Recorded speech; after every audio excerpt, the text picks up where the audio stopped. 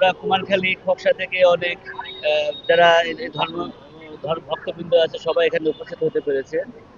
এবং সবচেয়ে বড় ব্যাপার কি যে আমাদের বাংলাদেশের বর্তমান প্রধানমন্ত্রী জনাব তারেক রহমান সম্প্রীতি এবং ভ্রাতৃত্বের রাজনীতিতে বিশ্বাস করেন।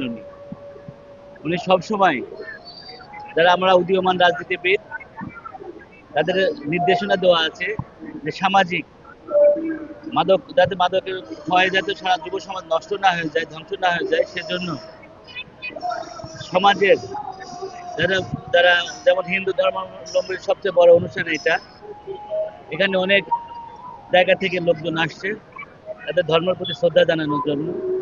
আমাদের বর্তমান প্রধানমন্ত্রী জনাব তারেক রহমান উনি সবসময় হিন্দুদের ধর্মাবলম্বীর প্রতি আলাদা একটা ভালোবাসা এবং টান। আমাদের এই বাংলাদেশে দলমত নির্বিশেষে এবং ধর্ম বর্ণ নির্বিশেষে সবাই আমরা এক।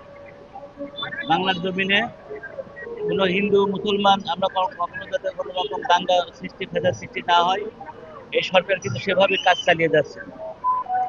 মানে আমরা যখন একটা আমাদের ধর্মীয় কোনো অনুষ্ঠান পালন করি, তারাও কিন্তু আমাদের সেই ধর্মীয় অনুষ্ঠানে আসে। এটা কিন্তু একটা সৌহার্দ্যপূর্ণ এবং ভ্রাতৃত্বের একটা বড় বিষয়। তো সবাইকে আজকের এই অনুষ্ঠানে আমি আসতে পেরে সবাইকে ধন্যবাদ জানাচ্ছি। আমি ঢাকা থেকে আসছি সন্ধ্যার একটু আগে, মানে সম্ভবত 4টার দিকে। আমাদের কুমারখালীতে একটা প্রোগ্রাম, আর এই আজকের এখানে প্রোগ্রাম শেষ করে আমি আবার চলে যাব। আমার জন্য সবাই দোয়া করবেন। আর এখানে আসতে পেরে সত্যি অনেক ভালো লাগতেছে। আর সবাইকে একটা মেসেজ দিতে চাই, যাতে জন্ম যার উৎসব তার।